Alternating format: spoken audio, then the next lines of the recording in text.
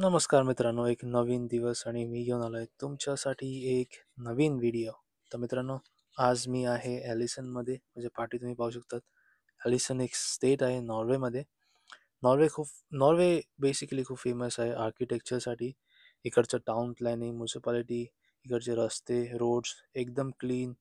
आणि नॉर्वे जे स्टेट आहे ते तुम्हाला भेटेल एकदम नॉर्थ साईडला, नॉर्थ ऑफ द वर्ल्ड. आणि इकडे म्हणतात की हे this is the end of the world असं म्हणतात. आणि हे समोर तुम्ही ट्रोल पाहू शकतात.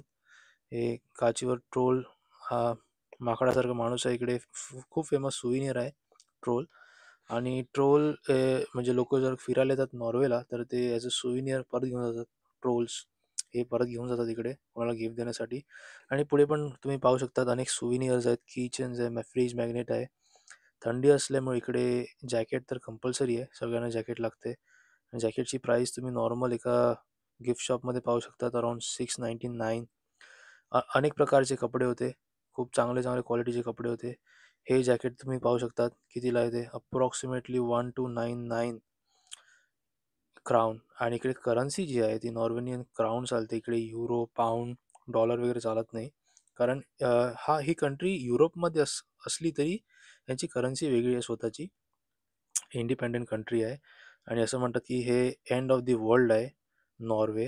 कारण इकडे थंडी थंडी भरपूर आहे आणि माउंटन्स विथ स्नो, असं एक काल्पनिक नॉर्वे. जर तुम्ही नॉर्वेचा विचार केला तर तुम्हाला डोंगर आणि त्याच्यावरती बर्फ असं तुमच्या माइंडमध्ये येतेच.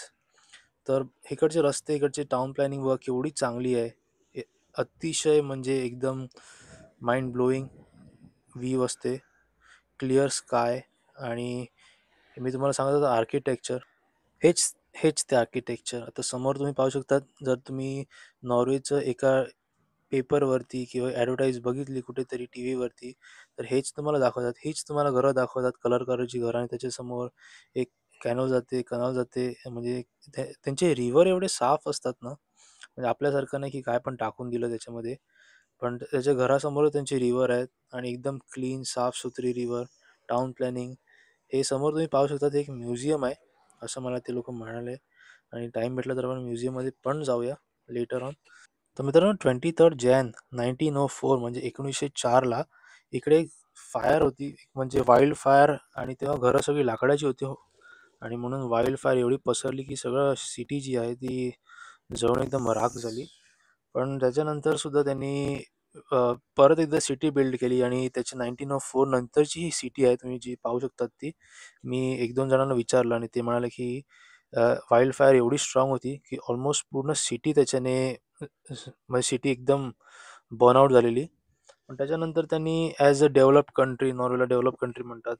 त्याच्यानंतर त्यांनी एवढं चांगलं डेव्हलपमेंट केलं परत. आणि अप्रॉक्सिमेटली 100 वर्षात 100 120 वर्षामध्ये त्यांनी सिटी बिल्ड केली. आणि समोर मला एक वेल प्लॅन्ड म्हणजे जबरदस्त आर्किटेक्चरवालं एक चर्च दिसलं.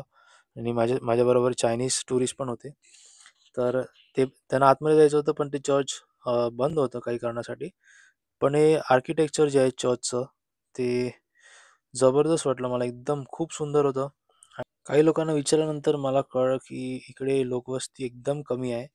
सिटीमध्ये सिटीमध्ये पूर्ण स्टेटमध्ये सिटीमध्ये अप्रॉक्सिमेटली 80,000 पॉप्युलेशन आहे फक्त. आणि अशा प्रकारे मित्रांनो, हा व्हिडिओ इकडे मी थांबवणार आहे. मी घेतो तुमची रजा आणि तुम्हाला भेटतो एका नवीन व्हिडिओमध्ये. तोपर्यंत तुम्ही तुमची काळजी घ्या, तुमच्या आजूबाजूल्यांची काळजी घ्या, सगळ्यांची काळजी घ्या. आणि व्हिडिओ आवडला असेल तर नक्की लाईक करा, शेअर करा, चॅनलला सबस्क्राईब करा. आणि तुमच्या मित्रांबरोबर शेअर करा हा video. Take care. Bye bye.